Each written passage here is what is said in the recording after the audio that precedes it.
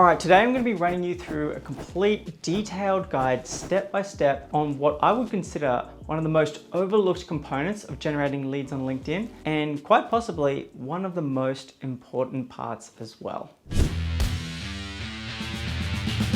Hey, how's it going? Ryan Caswell here from b2bleads.com. And if you haven't worked out what I'm talking about today, it's going to be all around how to write your profile on LinkedIn so that you can actually resonate with your target market and generate leads on the platform. Now, the reason this is so important is because it really lives upstream of everything else you do on the platform.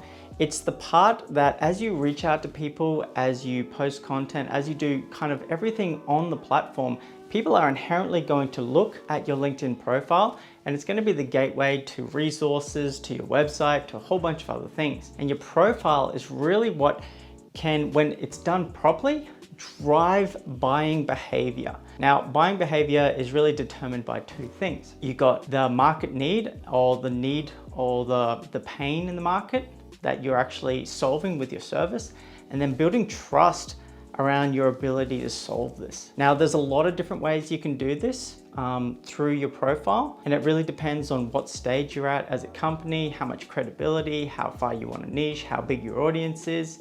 And today what I'm going to be doing is running you through our detailed program on how to actually step by step write your LinkedIn profile in a way that's going to generate interest and leads for your business. Now, this is quite detailed, it's quite long. It's from our paid program and it's super valuable. Like, we've used it to help hundreds of clients to grow their businesses and generate leads on the platform, and I'm really excited to share it with you today. So grab a pen, grab a notebook, get ready to optimize your profile and take some action, and I hope you get tons of great value from it. And if you have any questions, leave it in the comments below. I'd love to see them, and I'd love to see your updated profiles once you've finished with them too.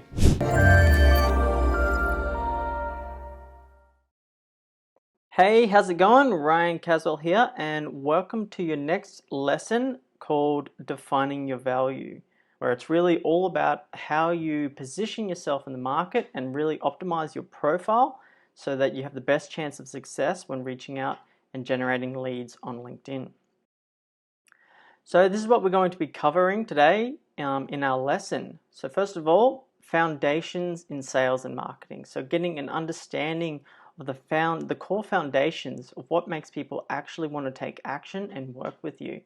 Then we're going to be going into how to define your offer or your niche and creating an offer that is really obvious to your clients and making it sound like something that they really want to be a part of. We're going to be going into detail of how to write your profile and using the 80-20 rule to optimize your profile quickly so that you can get out there and start generating leads ASAP. We're going to be showing you I'm going to be showing you how to just add enough life on your profile so it looks legitimate and we can get moving, and what settings to adjust just to make sure that everything is set up right and that you get the best chance for success, once again, with reaching out to people and generating leads on LinkedIn. Finally, we're going to go through how to set up your company page on LinkedIn, whether it's important and what needs to go on your company page. So before we go on, just a word of warning that this is a very long lesson. So there's going to be a lot of action items. Make sure that you do the work, share with the Facebook group to get feedback. And remember that those who get the best results don't make excuses. They complete all the action items in the correct order, share it with the group. If you want to get the best results, take your time with this lesson and complete all the action items to the best of your ability.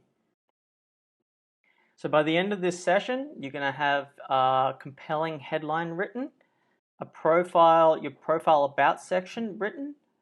You're going to have an appropriate profile picture, completed a compelling background image, added some activity to your LinkedIn page, and created a company page and updated your LinkedIn profile ready to start generating some leads. So before we go on any further, let's touch on some foundations in sales and marketing. And understanding this is really going to help you not just in writing your profile and optimizing your profile, but just in in being able to move forward and do anything successfully when it comes to marketing yourself and selling your business. So before we go into the detail of how to optimize your profile, it's important to have some foundational knowledge on the psychology of sales and marketing. That way, like I said, moving forward, you're going to have the framework to make your own changes and test different ideas whilst adhering to some core rules as to why people buy. So having done countless courses and seminars and learned a multitude of different marketing platforms, you will see that there really is just a few core rules that it all boils down to. So the first and probably the most important thing, especially when reaching out to new leads on LinkedIn, is starting with who. So when it comes to resonating with your target market, it pays to know very specifically who that market is. So by contrast, you have a look at the picture down the bottom here. Trying to sell an ice maker to an igloo is a pretty great, definition of not knowing who your ideal client is. Now, the old way of doing things was to, know a little bit of everything and be able to provide a bit of assistance to everyone. We didn't have a lot of reach back in the days, and we tended to do things a little bit more locally and needed a bit more of a general broad skill basis. However, the new way is really around understanding how to solve a very specific problem for a niche better than anyone, because we have the technology now that we can really serve these really niche specific groups without having any limitation on the number of leads or clients that we can reach out to and generate as sales. There's really no limitation anymore. So a classic example is Leonardo da Vinci. Back in the old days, he was basically the master of everything. He was an artist, biologist, scientist, engineer, architect. Geez, pretty sure he was the master of everything. Whereas these days, you don't really see this anymore, because people, the geniuses of today are really more focused on really specific areas. And it's one of the reasons that we've advanced so fast and things have grown so quickly over the past few hundred years, is that we've been able to build on each other's knowledge and really refine and become experts in just these really, really specific areas. And so as a society, we work as a machine where everyone is a very specific, very tailored niche component to that machine. So a good indicator or a good demonstration of why it's important to niche is this little graph here. So if you take a look at resonance, so how well you resonate with a potential prospect on LinkedIn or whatever marketing mediums you're using over time. When you have a very general message, so if you say, oh, I want to make sure I resonate with most people, the problem with this is it's hard to resonate strongly when you come at it too broadly. And so even though you might resonate with a lot more people, what happens is that you tend to never resonate strongly with anyone. And so if you imagine that there was this threshold limit here that you need to resonate strong enough for people to actually take action and want to work with you. If you don't resonate strongly with anyone, even though you resonate with more people, it never actually gets to the point where people want to work with you. Whereas if you have a strong message, whilst it might not be for everyone, and some people might not like it or they might not like you, you will resonate strongly with the right people enough for them to take action and want to work with you. So a famous saying in marketing, I'm not sure where it actually comes from, is called know me, like me, trust me. And it's basically the three components that someone really needs to go through in order to want to work with you.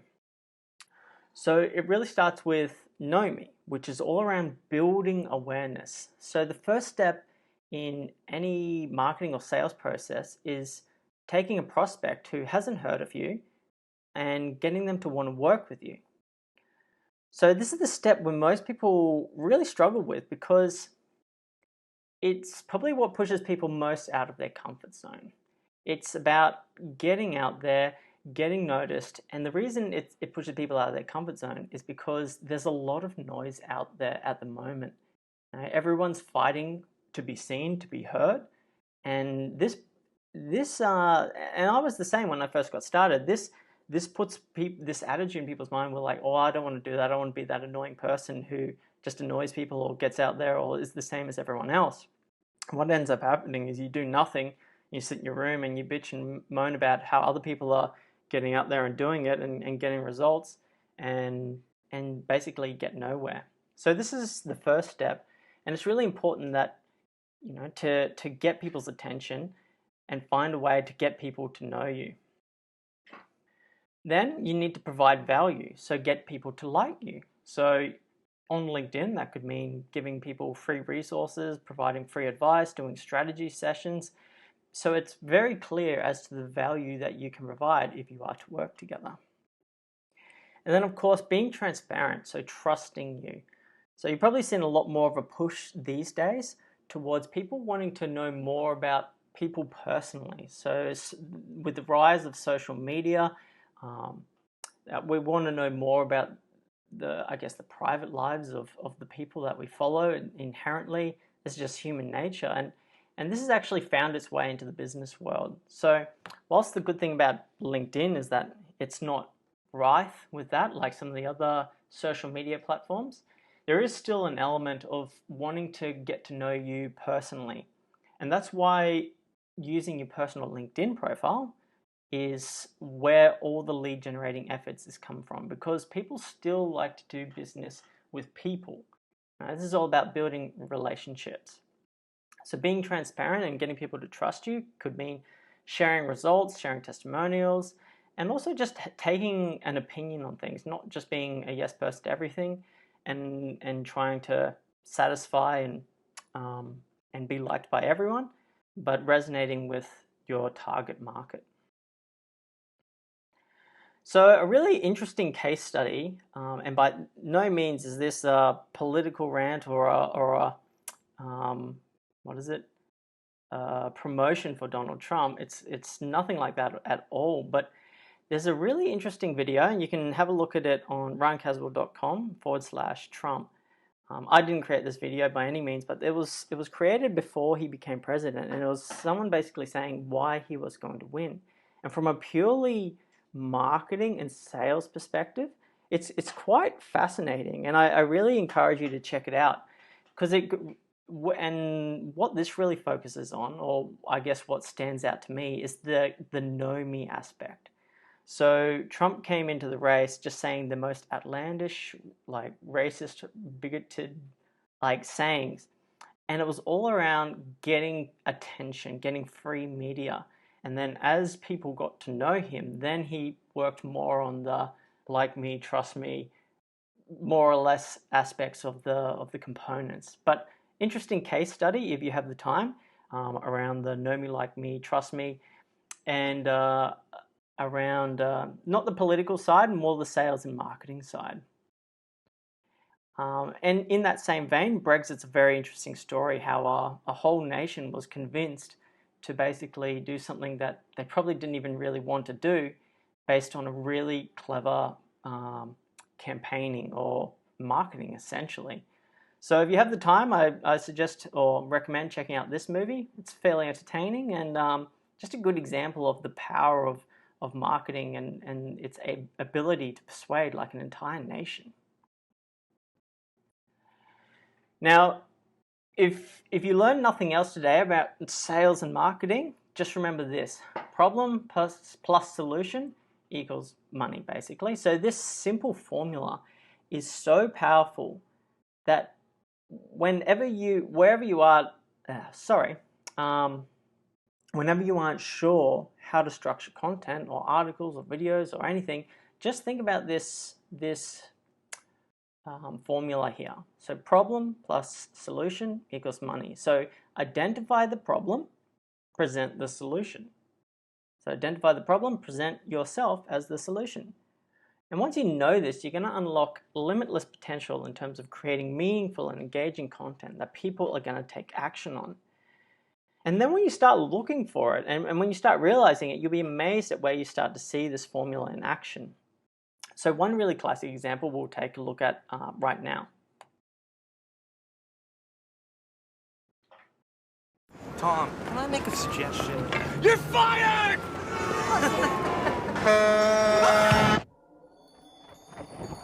Welcome to eternity. Flowers grow low, then they die. Rivers flow low, then run dry. Heaven! But a kiss is a kiss for a time.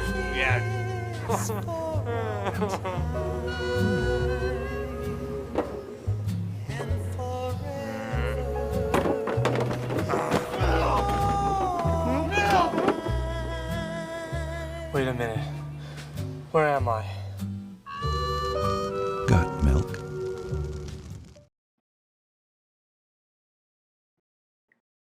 So the Got Milk campaign, done by a famous advertising agency in San Francisco, I believe. I watched the case study on this, and it was quite fascinating because what they realized when they were putting together this campaign and how it came about was they realized that people didn't really give a crap about the health benefits of milk.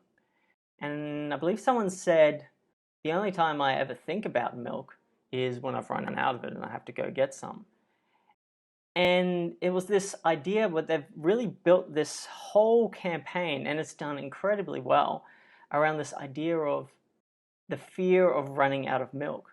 So what this whole campaign is built around is the fear of not having milk.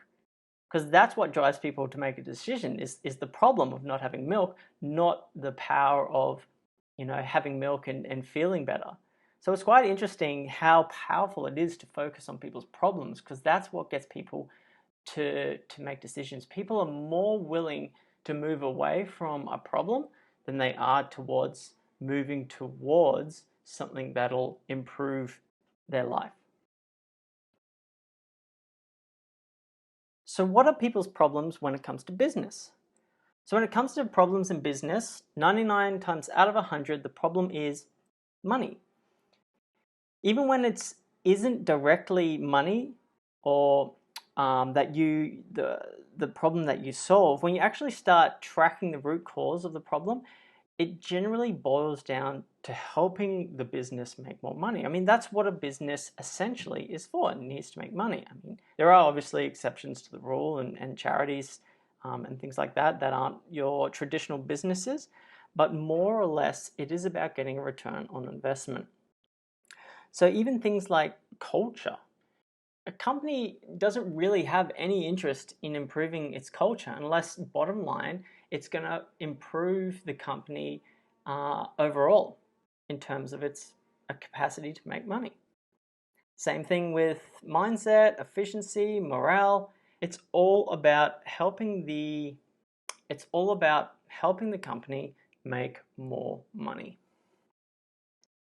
And of course, always be thinking about value. Value, value, value. So the reason we talk about problems is that it helps people connect the dots and connect an emotional state with the specific value that you can provide. So the most common mistake people make is that they assume their prospects will connect the dots on their own. Now, this next part is very important. The services you provide and your qualifications do not equate to value. No one cares how smart you are or how clever and intricate your services are. All people care about are results. Can you solve their problem? And then building trust and credibility around this idea. Because remember, all your clients really care about is themselves. So a great book, if you haven't read it already, is Dale Carnegie's How to Win Friends and Influence People. And he says, people are not interested in you, they are interested in themselves, morning, noon, and after dinner. So this isn't necessarily a bad thing, but understanding this means that we need to take a less selfish approach and make sure that everything is around how we can help our prospects. And it's a little bit like a plumber or any sort of tradesman. You know, you don't care about the tools that they have in their bag. All you care about is, can you fix my toilet? Can you fix, my broken down bench or table or whatever it is? All you care about is, can they solve the problem? The tools they use are like the services and qualifications you have. They're not really value adding, even though you know they add the value. All the client cares about is, can you add the value? And when you start talking too much about the tools and the services, you start to lose people and they start to think about the wrong things. So now we're going to be touching on defining your offer or your niche on your LinkedIn profile.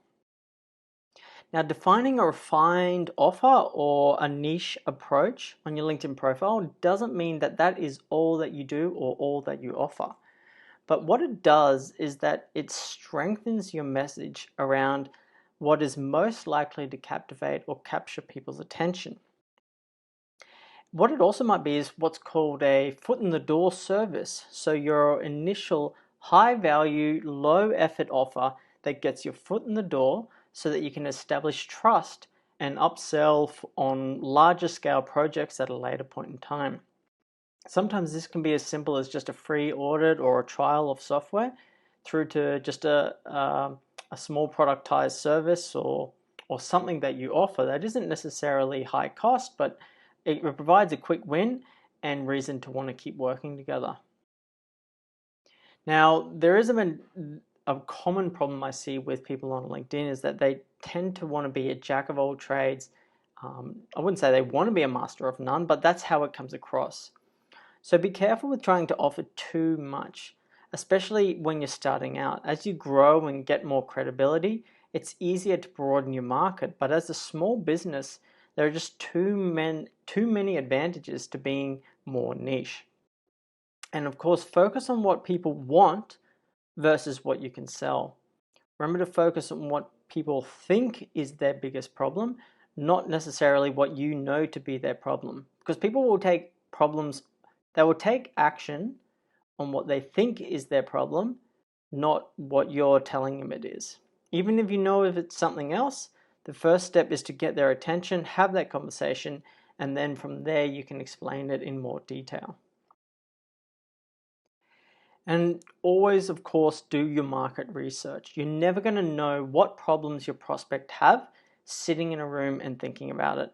Talk to people, ask questions, test different value propositions, different elevator pitches, and see what resonates most with people.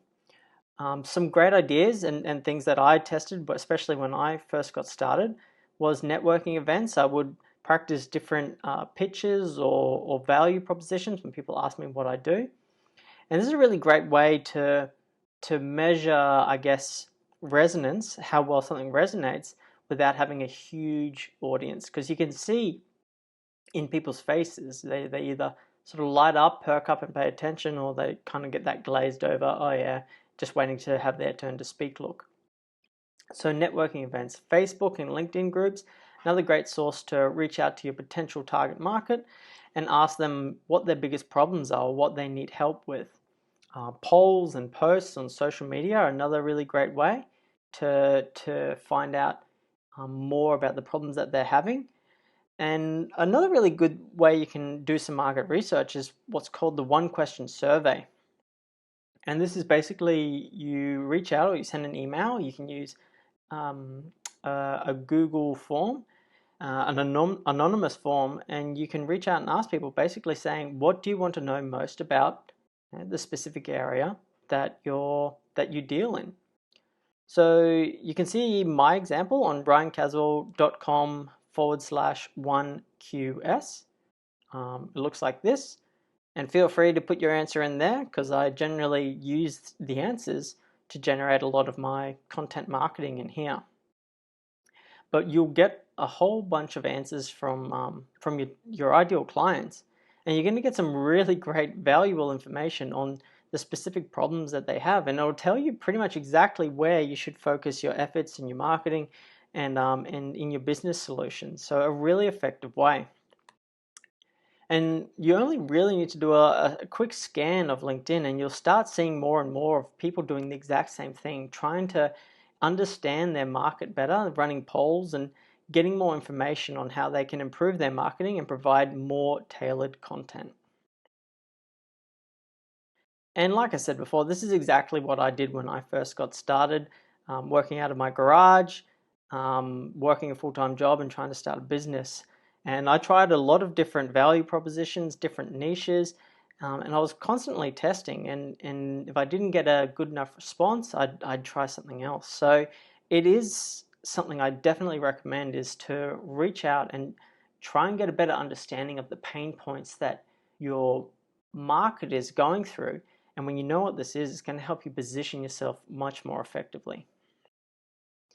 So the first action item today is about doing some market research to get some ammunition on the biggest problems people are facing in your area of expertise. So in the previous slide, there's a number of options mentioned.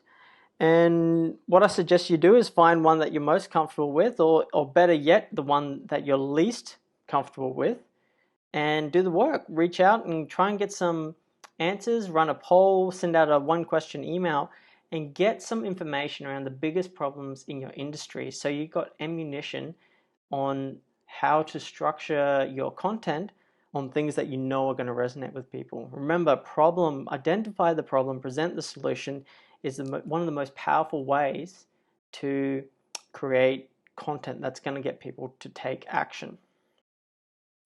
And when I say the one you're least comfortable with, I say that quite intentionally, because in my experience, the thing that we're least comfortable with is generally the thing that is holding us back, and the thing that we need to push through and experiment and try. So pause the video now, and I suggest you do one of the methods mentioned in the previous slides and do some market research, get some ammunition that you can use for writing your profile in the next steps to come.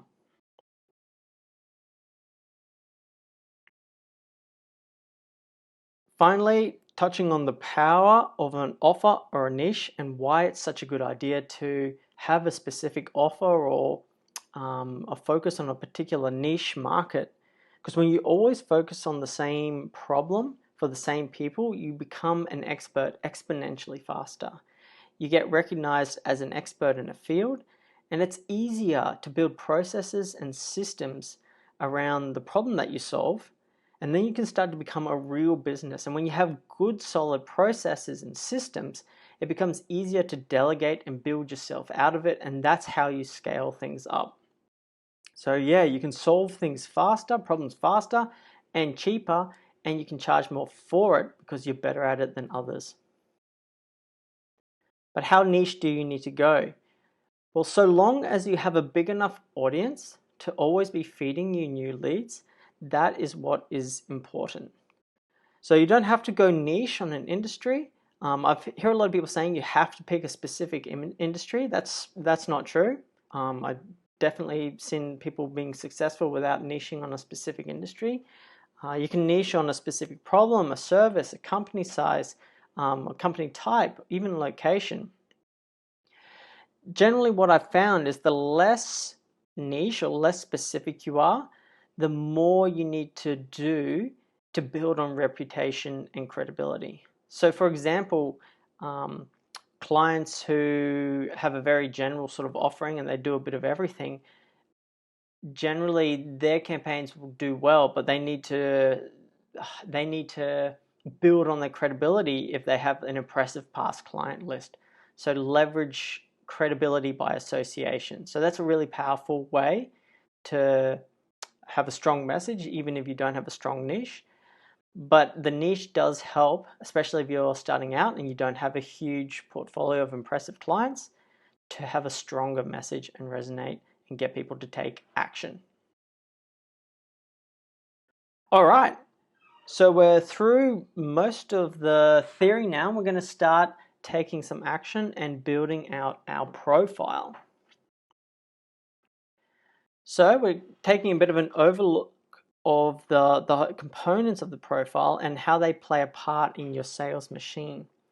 So the components are, and there are a lot of components to your profile, but we're really taking 80-20 rule look at the whole profile and optimizing the components that add the most value, rather than spending so much time on the things that don't really add the same amount of value these do. So the headline is the shortest yet possibly most important component of your LinkedIn profile. Then you've got your About section, and I'll be showing you some screenshots in a section. Your profile picture, background image, and then I'm going to be going through some swipe files of great examples of profiles that'll help inspire you to write your own. So, like I said, you got your profile, you got your profile picture, your background image, your headline, and your About section. And if you thought of your profile as a funnel, where we're trying to get people to this point of knowing, liking, and trusting you, and to take action and want to talk to you, then the top of the funnel would be the headline. So the headline follows you around on LinkedIn everywhere you go, and it's the first point of call to capture people's attention, to get them to want to click on your name and end up on your profile.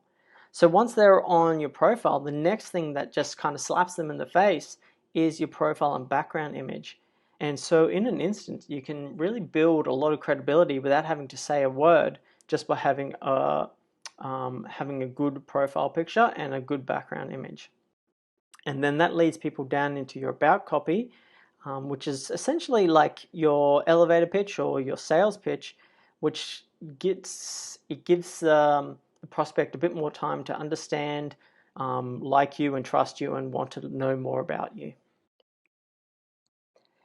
So a big thing to focus on here is keeping it simple. So the biggest problem is that experts are generally a little bit too close to the industry and the problem to realize that it isn't obvious to the client.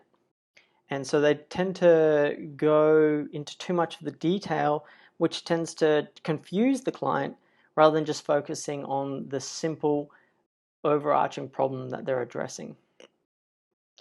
And coming back to what we mentioned before, services aren't solutions. So another problem that people make is they talk too much about the services and features, and this activates the wrong part of the brain and causes more issues than anything. So we inherently are slow to trust as humankind. So we're very slow to trust, and inherently what we do is we put up walls at any given opportunity. So for example, let's take lead generation companies that focus on cold outreach, which is pretty much the field that I play in. I don't talk too much about exactly how I do the lead generation, and same could go for someone who does cold calling. Because what could happen is, what you'd reach out to someone, you say, we specialize in cold calling people, and people would say, oh, well, cold calling doesn't work because I never actually respond to cold callers. Therefore, it doesn't work. Therefore, I don't want to work with you. Whereas if you reached out and you say, we help, B2B businesses generate more leads, then they might say, well, okay, well, this sounds interesting. And then it gives you the opportunity to have that conversation and build trust by actually talking to a human being, saying, well, actually, it does work. So you can see, this is just a very basic example, but if you talk too much about the services, then people will start to make excuses and put up walls before they even have a proper understanding. And you need to be able to talk to someone on an actual call in order to build that trust and understanding first. And so a great quote by Albert Einstein, if you can't explain it simply, you don't understand it well enough. So when it comes to writing your headline, why is the headline so important? Well, it's just like a newspaper, article, blog, email, headline. It works in exactly the same way. The idea is that it's a short, tiny little headline blurb that is aimed to get people to want to read more. It's like all these clickbait type articles have titles that make you want to read the article. So your headline, I'm not saying make it like you won't believe the results or some annoying clickbait title, but it needs to work in the same way. It needs to be captivating and interesting and get people to want to read more. It's also your first point of contact. It follows you around on LinkedIn and is visible when you reach out to connect with people, message people, comment on people's posts, and it's often your first touch point with a potential prospect. So it's important that it catches their attention enough for them to want to click on it and view your profile. And it really helps satisfy the know me aspect of know me, like me, trust me. So your headline needs to be captivating enough that it convinces people to click on your profile to want to know more about you. And yeah, just a quick message I got from a client just to show you the power of a good headline. So this is someone that reached out to him just purely by seeing him make a comment on someone's post on LinkedIn. And he saw his headline. He's like, wow, what a great headline. I've gone in, and then they organized a meeting to talk. And so this is a really powerful, what I'm about to show you now is a really powerful framework that helps you write a headline that ticks all the boxes and really makes it very clear as to what you do and why people should want to learn more about you. So basically helping who, identify who it is that you help, achieve or solve, what problem do you solve, with service provided, what is it that you do. If you have space, you might want to put title at brand, but this in a lot of cases can go, especially if it doesn't add a lot of credibility. Me personally, I don't have this because director at ryancaswell.com, of course I am, and also who cares, doesn't really add a lot of authority. So I didn't put it there because it didn't really add much value. And you only have a maximum of 120 characters, which is great. So it has to keep it, it forces you to keep it quite succinct. So the headline essentials, you don't have to have it in that exact order, but it is really important you have these core components. Who it is that you help, what problem do you solve or solution do you provide, and then the how, what service do you provide to solve the problem. So my example, quality B2B leads or your money back, LinkedIn lead generation. So not the exact formula, but it does have the who, what, and how. So who, B2B businesses. Problem, they need quality leads and they're worried they're going to get ripped off. Service, LinkedIn lead generation, money back guarantee. So things to consider when writing your headline. So your headline will essentially become your micro elevator pitch and how you introduce yourself. Own it. If you have space, you can also add your title of your company, like I said, but if it doesn't add authority, I would just kind of leave it out. Test the market, get feedback on your headline. You won't know until you try it out. And if you have too many services or you offer a lot of services, try and focus on that foot in the door service that's going to capture people's attention so that you can get that initial conversation. And terms to avoid, and you probably see a lot of this on LinkedIn, is people call themselves problem solvers or thought leaders or entrepreneurs. No one cares. So focus on the value you provide, not these really broad, vague sort of terms. So I've got a useful swipe file with lots of great examples on it. You just head to ryancaswell.com, PSF. We'll just quickly head there now just to show you it. I'll be referring to this quite a bit throughout. And there's a number of examples that'll help you get an idea of the types of ways that you can create a headline. So just again, the headline is, it sits under your name.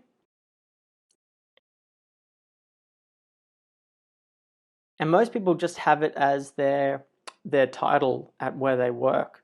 But like I said, it follows you around, and it's kind of your best opportunity to capture people's attention and actually tell people the problem you solve, not just what title you hold at your company.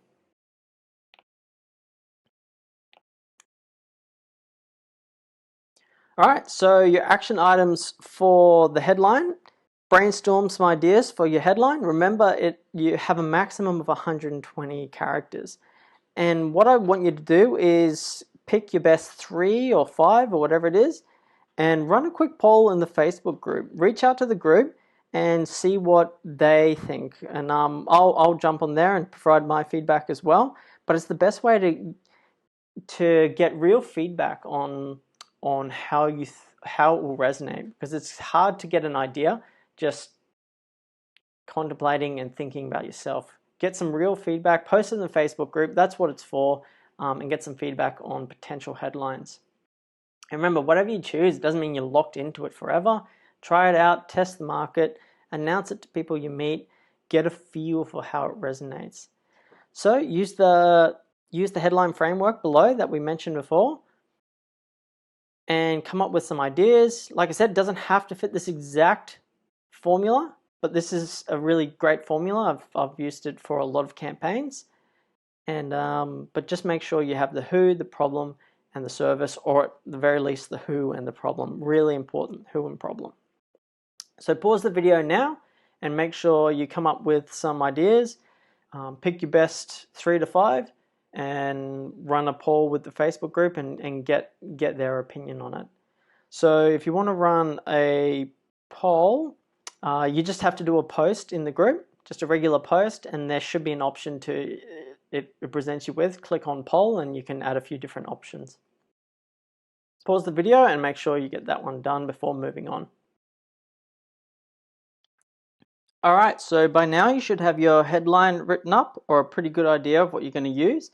And now we're going to go into writing your about section, which is essentially your sales pitch. So the about section is a maximum of 2,000 characters. Actually, to be honest, I'm pretty sure they've updated that and it's a little bit more now, but I still think you should work to the 2,000 character limit. That way, if you go a little bit over, it's not the end of the world, but I believe it's better to keep it shorter, more in the range of 1,500 if possible. So the about section is essentially your sales pitch. It gives you the opportunity to establish more likability and trust. And a lot of people get worried because they say, oh, I'm not a good writer. Does this matter? And it absolutely does not. In fact, being a good writer can sometimes work as a disadvantage to you. Because I'm far from an amazing writer, and I've even had clients who were copywriters and I had to write their profiles for them, because the problem is they were excellent at writing, copy that was very, beautifully written and compelling. But what they really struggled with was the real problem solution marketing side of it. So really getting to the core of the problem, and writing copy that gets people wanting to convert. And it's not about how well written it is or how fancy written or how big the words are. In fact, this can often work against you. It's about understanding the problem, defining it simply, and presenting yourself as the solution. Remember, keep it simple. And we're gonna, I'll probably drum this into you quite a bit in this presentation. If you can't explain it simply, you don't understand it well enough. So great saying by Albert Einstein. You've heard it before, still relevant. Keep it simple. So the about section framework that I'm gonna go through is gonna help you remove any sort of doubt or thought, and it gives you the exact framework that you can use to write a compelling about section. So this is a tried and tested blueprint to create simple yet effective about sections that demonstrate your value, establish credibility, and get people wanting to talk to you. So not everyone is at the same point with their business, and depending on where you are will determine on what kind of areas you need to focus on in your profile. And the about section framework, the mouse is in the way there, sorry about that. So the about section framework really breaks it down into easy to scan subheadings, making it easy for your prospects to find the information they need quickly so that they can get all the information and understand exactly what you do, how you can help very fast. because we do it like this, because remember, your prospects, everyone today is very lazy, and there's a war for attention out there. You want to make it slap you in the face obvious what you do and how you can help. So what I want you to do is head to ryancaswell.com ASF, so About Section Framework ASF, and we will take a bit of a look through that and how to use it so that you can write your About section.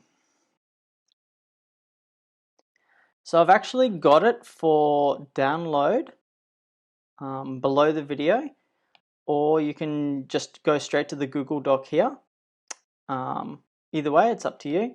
You're going to need to make a copy. You won't be able to edit it directly, otherwise everyone will see your edits.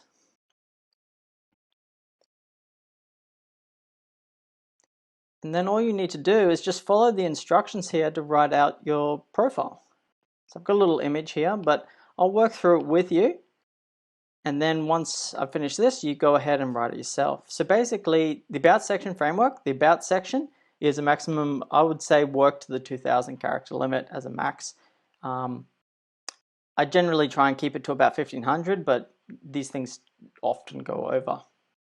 And it's often hard to keep something that succinct. When you want to talk about everything you do, it quite easily does blow out. Now, I like to start the About section with what's called a hook. So a hook is just 1 to 2 sentences aimed to highlight the problem and catch the reader's attention enough to want to continue reading. Now, when you go to someone's profile, the About section only shows the first 1 to 2 sentences, and you actually have to click to expand it. So that's why this image is here. So this is an example. When you go to someone's profile, it has About, and it has a couple of sentences, and you have to actually click to expand. So having a little hook here, so in my example, a business with no control over its lead generation is at the mercy of word-of-mouth marketing and referrals. So this is something that I found to be quite a real problem with my target market. Is they sort of built their business around word of mouth or referrals, or they've sort of gotten by on them until this point, but they're really struggling to grow or have any control over their business because they really can't control this. So for a business with no network to leverage or hoping to grow fast, a reliable source of new leads is essential. So getting right to the core of the problem and identifying in 2 really short key sentences. If people have that problem, there's a good chance they're going to want to click to read more. So it helps to have something that instantly spikes the reader's curiosity and gets them excited to read more. So you can do things like defining the problem, famous quotes, quirky anecdotes, can all work here so long as they encapsulate what you do. So another example was someone who works in education and training, trying to get into the corporate market. And what they started with was something, it was a famous quote between a CEO and a CFO. So they basically just had CFO says to CEO, and in quotes, what happens if we spend money training our staff and they leave? And then the CEO, and then in quotations, well, what happens if we don't and they stay? So just an interesting little quote that really, in an instant, encapsulates the problem and kind of spikes people's curiosity and gets them to want to learn more. And you don't absolutely have to have the hook here, but it is a really great way to capture people's attention. So for yours, what you need to do is you'll delete that out and write your hook.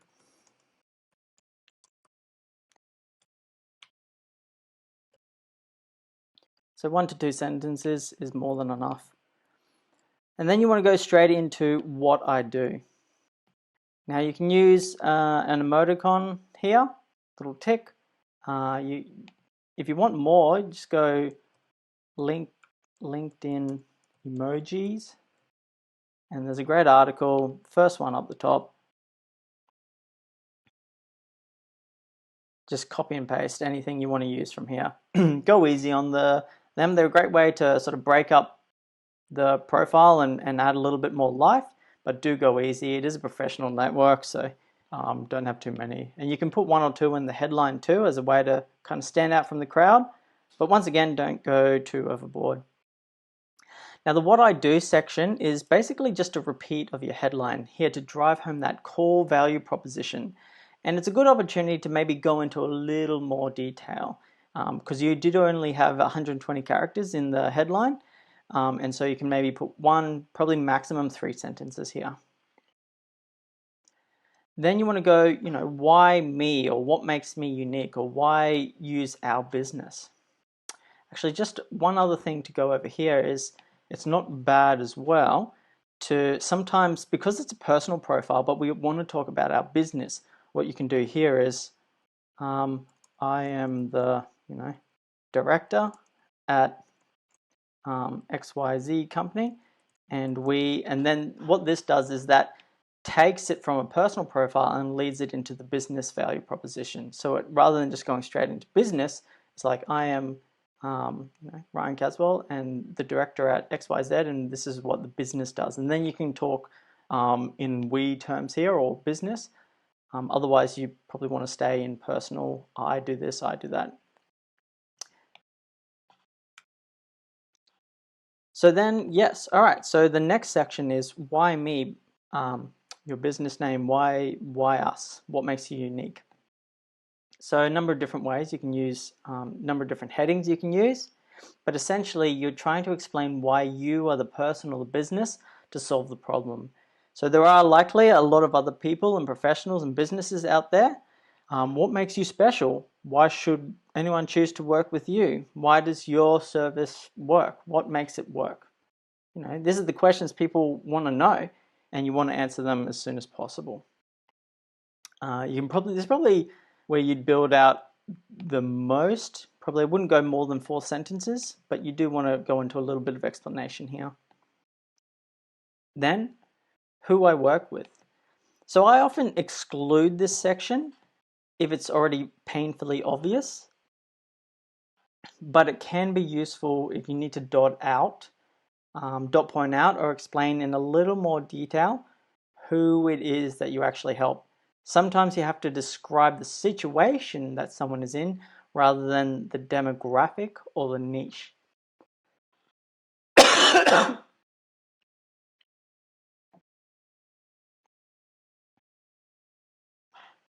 So what I mean by that, for instance, is, what's an example?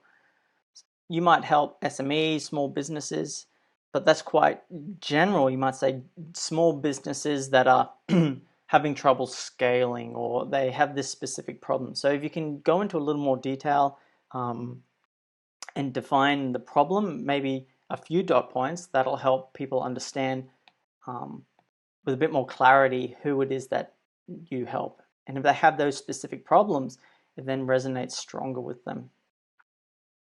So then, our services, my services, features of the product that you're pushing.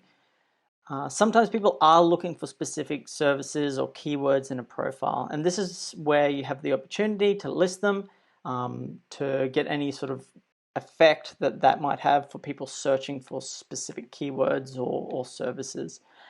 Don't go overboard here. Remember, the focus is not on the how you solve the problem, but the problem itself, and that you are the solution, and building credibility around it. And building credibility brings us to the next section, which is results, what people say about us, me, any noticeable results you can include here. 1 to 2 to 3, like really short little punchy sentences. Improved profit by 25% in company XYZ, or it works a lot more powerfully than improve profits drastically. So the more specific, the better. You could also alternatively have some bite-sized testimonials here. Just add the most impactful sections of the testimonials, not the whole thing. And then you can just have a link, say, for more great testimonials, or see what other people say, point to a testimonial page. If you're brand new and you just have absolutely nothing, you can remove this entirely. There's a bit of a gap there. That should be, I'll fix that up. You can remove that section entirely and potentially this next one, and you might want to build more on your background, build likability and trust there. So results, who we've helped. Once again, if you have some social proof or can build credibility with well-known brands here, this is a great chance to do so. So credibility by association is one of the most powerful tricks. This is the best way to build credibility and trust. So you can list a few out of the best ones, really well-known companies if you have them in your portfolio, or you can direct people to a page on your website with more information on some of the brands and case studies. But definitely list your big players or your key players. If you don't have any big names or people that any names that people will recognize, then just leave this section out. Just remove it. That's not an issue. And like I said, my background. So I would only include this if the rest of your profile is maybe a little bit lacking or weak. You're a brand new business, or you have an interesting background that you feel might get people's attention or build some trust or authority. So for example, you might mention that you're a head of a charity or passionate about helping XYZ. So that builds likability and trust and helps you resonate with your target market. And then you always want to finish with a what now, next steps, get in contact, some sort of call to action, so that when people finish reading your profile, there's some sort of next step to take, free training, whatever it is. So message you, book a strategy, check out your blog, download a resource. People are very lazy, so if you don't tell them what to do next, it's unlikely that they're going to. Even if you do tell them, it's still unlikely that they're going to, but there's no chance if you don't do anything. So if you've done everything properly up until this point, then the next step should be pretty obvious for them to take. So that's basically it.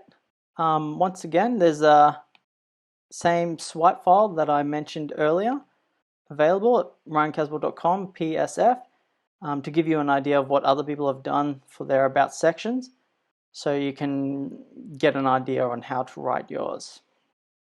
But basically, just work with these headings. If they don't fit you, just remove them. You don't have to have all of them, but all you really need to do is just build this idea around you are the person who can help solve the problem. Value, value, value, value. Focus on value. So I'll just double check, but I believe at this point what we're going to want to do is pause the video and write it out. But first of all, sorry, things to consider. Remember to keep it simple and resist the urge to use the word limit just because it's there. Not the word limit, the character limit. Now, oftentimes as experts, we forget what's common knowledge and what's insider expertise and terminology.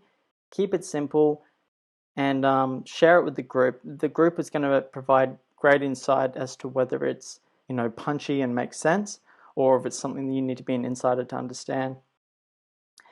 Like I said, keep it simple, write it so anyone can understand it, understand the value that you provide. So you've got access to that swipe file to get some ideas, and your action items now, pause the video and write your about sections. Don't overthink it, just write it out, and whatever comes first to mind under each heading, and then you can refine it from there. Next, we come to the profile image. So looking at the funnel, it comes into the people see your headline and they make it onto your profile. The first thing they see is both your background image and or your profile image. So like I said, it's the first thing people see when they land on your page, and in an instant you can build credibility and trust with your target market without them having to read a single word.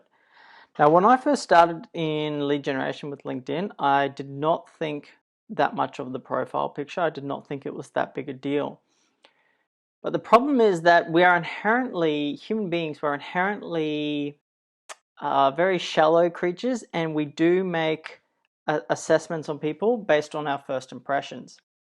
And what we see on people's profile picture often does determine whether we even bother to connect with them before we even bother to read more about their profile. So it is important and it is worth getting right. It doesn't mean you have to spend tons of money to do, but it is worth having done properly. So there's not that much to go over for the profile picture. All it really needs to be is sharp, professional, and approachable. These three things are a must. So in this example here, they're both sharp and professional, but the one on the left I would say is not approachable. It looks very serious and stern, and lead generation is really about trying to get people to put their guards down. You know, people are not quick to trust. We're trying to build relationships, start conversations, and build trust. And when people see scowling faces, even if it's a professional looking photo, it can inherently put distrust, or people just don't feel like they're open to talk to that person. We make assessments based on what we see. So something friendly and open and smiling is usually the best way to do it. So just run a little quiz by you to see whether you thought this was an appropriate profile image. So it's fairly sharp, and I'm in a professional suit, but you probably guess whether it worked or it didn't work. And the answer is it did not work as a profile picture. So this was a little test I ran to see how big a difference the profile picture makes. And this works quite well on Facebook. It catches people's attention and gets them wanting to read more. It's a bit of fun. It's a nice photo. But on LinkedIn, what I found was when I was reaching out on my campaign, it was actually grossly affecting my connection rate. And even though I like to have a bit of fun and I think it's important in what I portray, this example, it was probably a little bit too far from professional. So a valuable lesson learned there is that the profile picture does matter. So sharp, professional, open and friendly, just make sure it covers those three things and it will work. And I just want to touch on one little thing here. So even though this was something that didn't work, it's still really important. If you want to get good results in anything you do, you've got to be willing to push the envelope a little bit. So I got a favorite little saying, if you want normal results, then do things normally. So if you really want to try and push the boundaries and get abnormal results, you've got to do something to stand out from the crowd. It won't always work, but you'll never get ahead of the crowd doing exactly what the crowd does. So be willing to try different things and test things out. Make your own decisions. So if your profile picture isn't sharp, professional, and approachable, yes, all three, and ask in the Facebook group, share in the Facebook group if you are unsure, and everyone will give you their opinion. Then make arrangements to either get a professional headshot done. It won't be hard to find someone to do that. Or just do it yourself. It's really not that difficult. So I've got a link here. So ryancaswell.com/headshot for a great guide on how to get a professional headshot just using your phone. No, it's not hard to do. Just make sure you have something that looks good. Get a whole bunch of different options and then just pick the best one. But this is a great guide. I didn't write it. It's on LinkedIn actually. And it's a great how-to on how to take a good profile picture. So if you don't have one that you feel is appropriate, then pause the video and make arrangements to make that happen.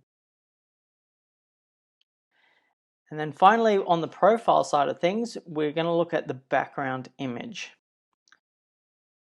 So above the fold is gold. And what I mean by that is the first thing that people see on your profile when they land on your page is the background image. And it takes up a key amount of real estate. And it's the first thing that people notice when they land on the page. And in an instance, you can build trust by having the right background image. So some ideas of what you could put on your background image is a picture of you possibly delivering a keynote talk to a large audience. So we inherently as human beings assume that when someone is talking at the front of a room, they're an expert. So if you've done any sort of talk ever on a podium in front of a group of people, it doesn't matter what you're talking about, but it does help establish that you're someone who is smart enough to warrant getting up in front of a group of people and sharing what you know. If you've written a book, you can include a book that you've written. It's hard not to assume that someone isn't an authority in their field if they've written a book in it. Reputation by association is one of my favorite tricks, and it is very powerful. So if you've done work with some large reputable brands, then include them in the banner. A lot of people get worried here because I don't know why, because they're worried that they can't use the logos, but people do it on their websites all the time, and it's seriously powerful. It's when people land on a web page and they see you've worked with big brands, it almost doesn't even matter what you say after that. They just want to talk to you, because if you are trusted by large organizations, then they feel that by association they can trust you too. And even if you don't have like a reputation with big clients, a book, done speaking, just making it themed and looking good, and an image that matches your niche will serve to make you look more professional and help people connect the dots when they land on your profile. So if you want to do it yourself, I've provided a bit of a, oh, come back here. I've provided a template here. So if you head to ryancaswell.com, BGC, or you can download the PowerPoint file from the resources below the video, and I'll show you how you can just quickly put together your own one. So if you know a designer or you're not bad with your own design skills, feel free to have a go yourself. But this is just a really quick and easy way for anyone else who wants to just get one together and get moving to use. Most people know how to use PowerPoint, and so I've set it up so that you can do it using just PowerPoint or Google Slides. And you can also go to shutterstock.com or pexels.com if you want to get some images. So we'll just head here.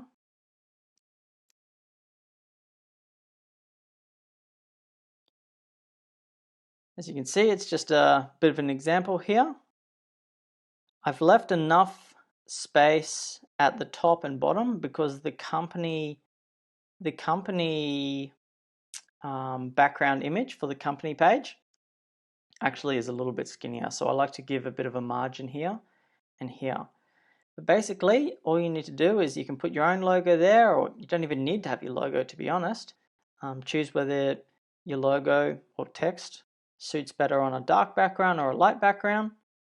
And all you need to do is change out the text. So you can put your value proposition in here, your service in here. You might put in some keywords here just to make it look nice. It doesn't have to follow the exact structure of I help X achieve Y with Z, but you do want to try and get your value proposition on here so that when people land on the page, it's almost slap them in the face obvious. Now, change the formatting, move it around. Don't overthink it. This is a nice way to do it. So if you want to change out the background picture, all you need to do is, I've got this filter over the top. You just need to move that. Delete that. Well, you don't need to delete it. Go to pexels.com.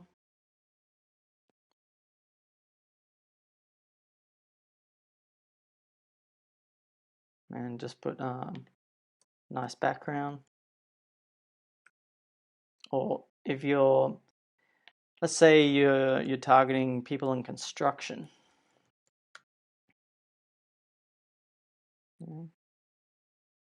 Use anything here that kind of suits or looks good. You kind of want something that has a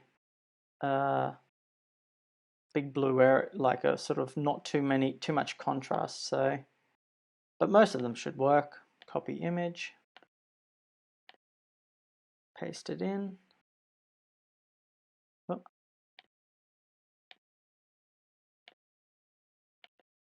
So delete the old image out. Make that really small. Make sure it fits. And then you can crop it down to size. Crop image.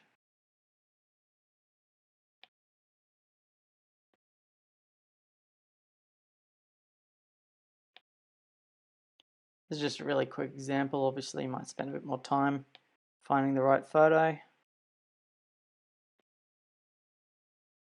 And then you just send that to the back, right click, border, send to back, put that back over the top, and then you have it. If you need to make it darker, just go into the paintbrush, custom, transparency. Whoop, I just clicked on the wrong thing. Just make sure you click on that layer, click on custom, and then just make it darker or lighter depending on what you want. Helping the lead generation or quality B2B leads. Anyway, there's an example down the bottom there. Use this background as well if you like. It's a nice background, but it's really up to you what you use. But this is just a nice quick way to put something together and get moving. Looks nice and professional, better than the one that everyone else uses, just the standard one on LinkedIn.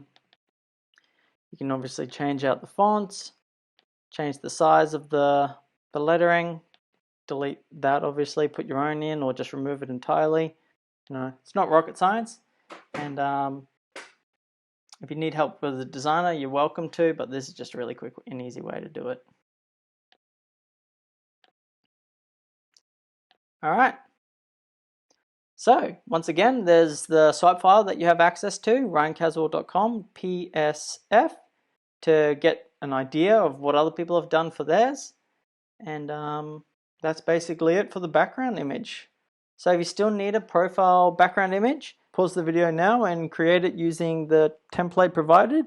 Or if you know a better way to do it or someone else who can do it for you, feel free to do that. Whatever you do, just move quickly and move on to the next tasks. All right, so once you've done that, let there be life. And what I mean by this is it's good to have a little bit of activity on your profile to demonstrate that you are active on the platform, basically. So experts have opinions about things, and when we see people posting content, we inherently assume that they're an expert in their field. But you certainly don't need to be posting content. I don't want to take the focus away from what we really should be doing here, which is lead generation and building relationships. So how much activity? So like most things, more is better, but at what cost? Everything comes at a cost. Remember your 80-20 rule, and to start at a minimum, I would just make some comments on others' posts, share an article or two from somewhere else that's relevant, just something so there is some life on your platform, and when someone lands on there, it's not just nothing's happened for years at a time. So don't have to do much, but if you haven't used LinkedIn much before or done anything with it, it wouldn't be bad to have a little bit of life.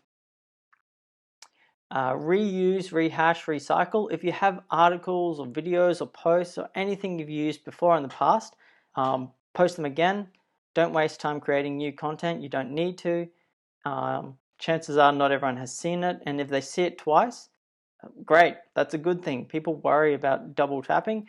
More touch points are good, so don't worry about that at all. And as I said, be careful, don't get sucked down the content marketing rabbit hole. Yes, it's important, but it's definitely not a focus at the moment.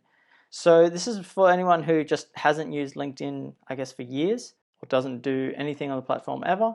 Just add a little bit of life, make some comments, like some people's posts, maybe share an article or two, something relevant, just to have a bit of activity on your platform. So we'll take a quick look, may as well.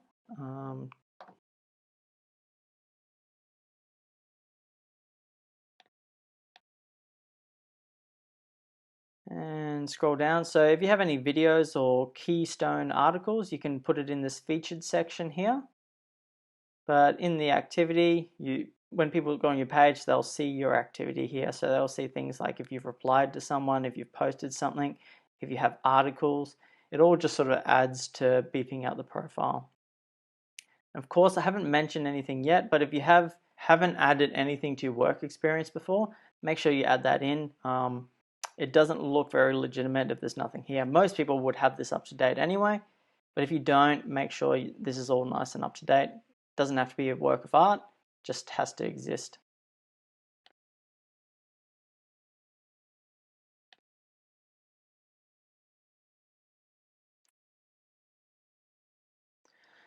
All right. And once you've done that, you want to make sure that your settings are all correct on LinkedIn as well. So we'll go through some of the settings. It's worth making sure they're correct so you're giving your campaign the best chance of success. So we'll quickly jump on to LinkedIn again and make sure that everything is set up correctly. So first of all, we want to go up here and click on Settings and Privacy. So first of all, we want to go to our account and just make sure we're not signed into like a million different places. So I've got 6 active sessions, that's not too bad, but if you've got like 10 plus and they're all in random different places, just tidy that up. It's not a bad idea.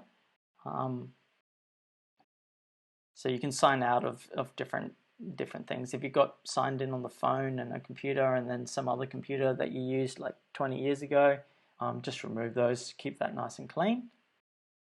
I don't have 2-step verification. I think you can have it, but you might have to turn it off to connect with the software that we're going to be integrating with, but you can turn it back on, I believe. All right, head to privacy settings next. And what was it we needed to do? Public profile. Yes, that's right. We want to make sure that our public profile, everything is basically set to visible. We want to be as visible as possible. Show, public. We want to be as easy to find as humanly possible.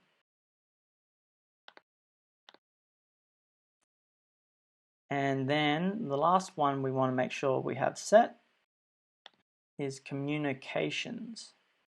So basically, like I said, just want to go through all of these settings and just make sure we're as open and communicatable as possible. Now, if we're going to be reaching out to communicate with people, we want to make sure that LinkedIn sees us as someone who has an open profile and is also open to being connected with as well. Can't expect others to connect with us if we're not willing to connect with others.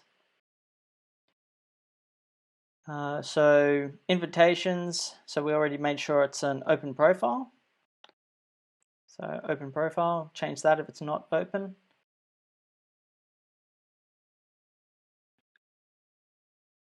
Oh, there was one last one. I've put it in the wrong area. So making sure it's visible when you visit sorry, other people's profile pages.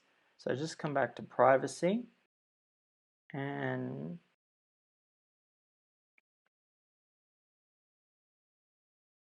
profile viewing options. Make it so you're visible when you're viewing other people's profiles. So when you're going around connecting and looking at people, you're going to get inherently look backs at your profile. So you want people to be able to see that it's you.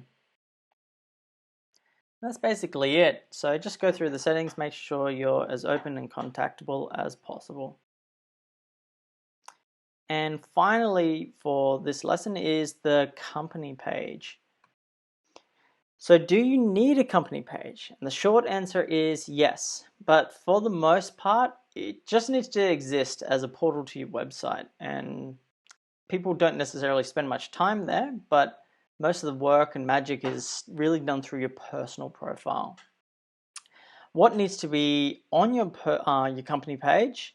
It's basically just the same as your personal profile. It's the about section that you've put together and the tagline, but you just want to remove any sort of personal references. So you can use the same background, but like I said, it's going to be slightly skinnier. Any keystone content you have from your profile, same value proposition, just remove any references of I and just change it to we basically. So all you need to do to create a company page, it's super easy.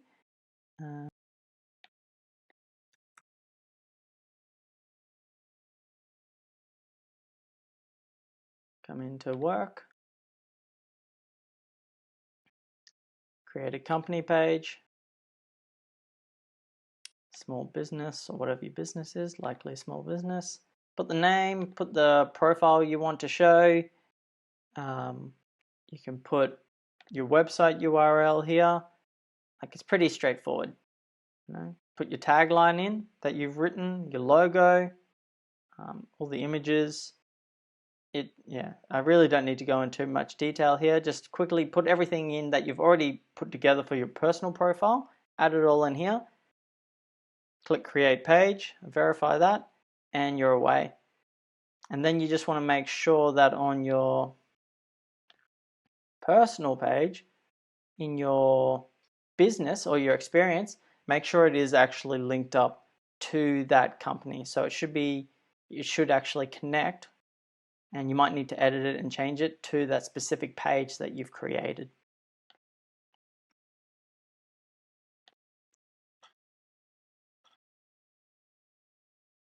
So it's been a long lesson, but here are your action items. If you haven't done them already, make sure that you come up with a headline, share it with the group, run a poll, see what people think. Always good to get feedback on what people think of it, because people in the group would have done it before and they'll have a good idea as well. And I'll definitely be looking and giving my feedback too. So write your about section, share it with the group for feedback, share it as a screenshot, and everyone can share how they feel about it and how good it is. Make sure you have an appropriate profile picture. Create your background image. Wait until you're happy with your tagline, or more or less, or at least make it so it's easy to change. And that template that I've provided is quite easy. So if you want to change your image later, that's all you need to do.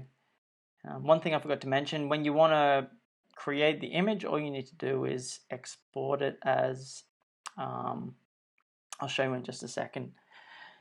Make sure you've added some activity onto your LinkedIn if you don't have any already. Create your company page, and then finally you also need to update your LinkedIn profile. So update the about section, the headline, the background image, everything, so that you're ready to start your campaign.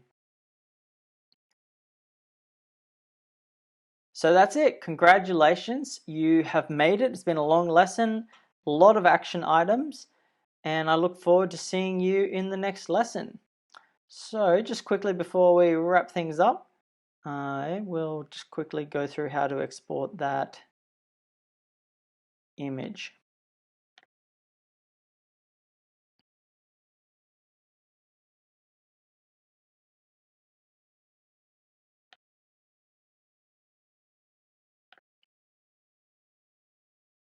Download as JPEG file, current slide. That's all you need to do, and that will download a copy of the image for you. All right, so once again, congratulations, you made it through the lesson. If you completed all the action items, great work. I look forward to seeing you in the next lesson and helping you generate some leads on LinkedIn.